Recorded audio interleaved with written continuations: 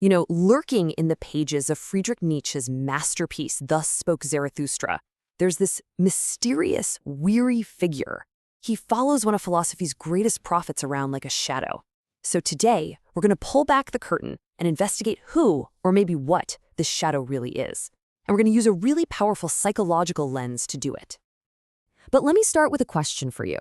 What if the parts of yourself that you push away, the cynical part, the tired part, the part full of doubt, what if they weren't just weaknesses you had to conquer? What if they were actually the key to becoming a truly complete and powerful person? Just keep that in the back of your mind as we dive in. All right, let's meet the main players in this little psychological drama. On one side, we've got Zarathustra, the prophet. And on the other, we have this strange, skeptical companion who just kind of shows up, trailing him on his journey like a bad memory. So you've got Zarathustra, right? This guy is all about ambition. He's striving for the Übermensch, the Overman, a state of being that's way beyond normal human limits. He is literally reaching for the sun. But his companion?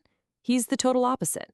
He's this exhausted, homeless wanderer, just dripping with nihilism, that belief in nothing, and soaked in the very doubt that Zarathustra is trying so hard to leave behind. So who is this guy? Well, from a Jungian point of view, the answer is kind of mind-blowing. He's not another person, not at all. He is the repressed double of the prophet himself. He's the piece of Zarathustra's own mind that's been shoved down, ignored, and pushed into the darkness. Okay, so why does this psychological twin even show up? To get that, we need to bring in our main tool for this investigation, the Jungian idea of psychic inflation. So, psychic inflation, what is it? It's what happens when your ego starts to identify way too much with some big, powerful idea, like being a savior or a genius. You start to think you are that big idea, and you lose touch with your own messy human limitations. It's kind of like a balloon that's been pumped so full of hot air that it just floats away, completely disconnected from the ground. And Zarathustra.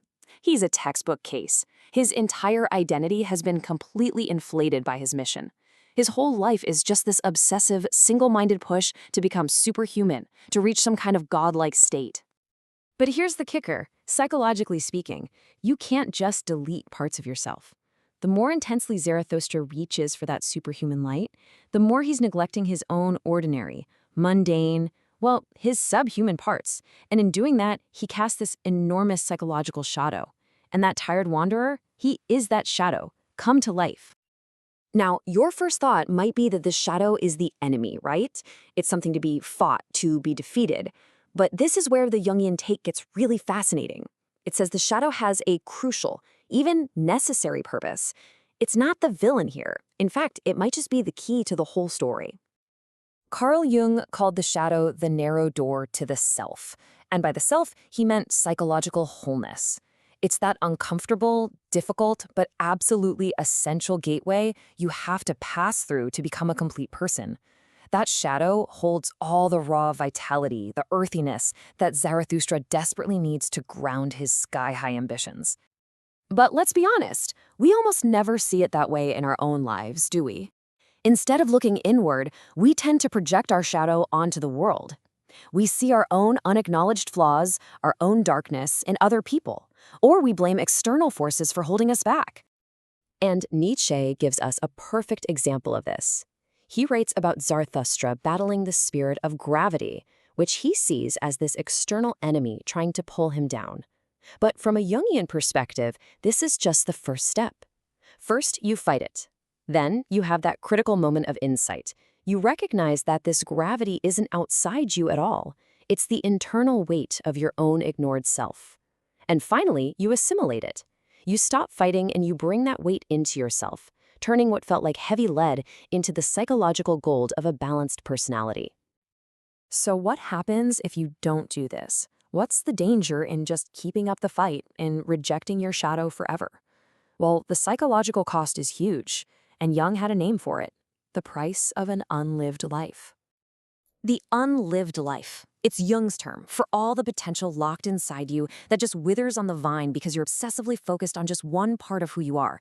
And over time, that starved potential, it sours. It turns into cynicism, bitterness, and weariness. I mean, doesn't that sound exactly like Zarathustra's homeless, wandering shadow?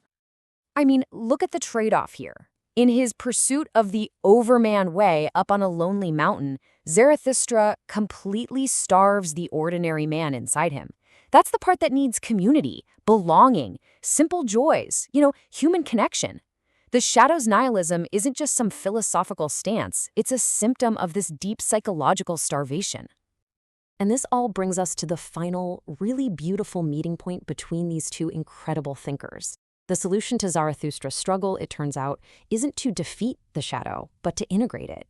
And that integration, well, that's the ultimate yes to life. Just look at how their paths line up. The parallels are pretty striking, right? What Nietzsche called the great noontide, or the Übermensch, Jung called individuation, or the whole self.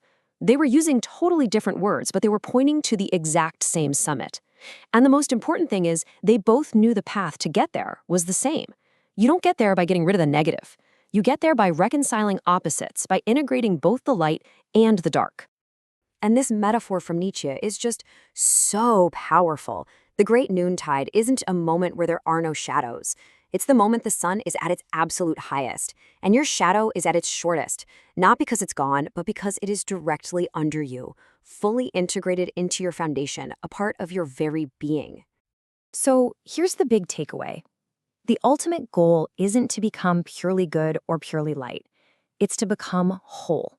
It's to be a person who can look at everything life throws at you, the joy and the suffering, the ambition and the exhaustion, the light and the dark, and give all of it a powerful, resounding yes. And that brings us right back to you. Zarathustra's journey shows us that embracing that weary, cynical, doubtful part of himself was the one thing he had to do to become whole. So the real question for all of us is, what vitality, what grounding, what wholeness is just sitting there, waiting in your shadow?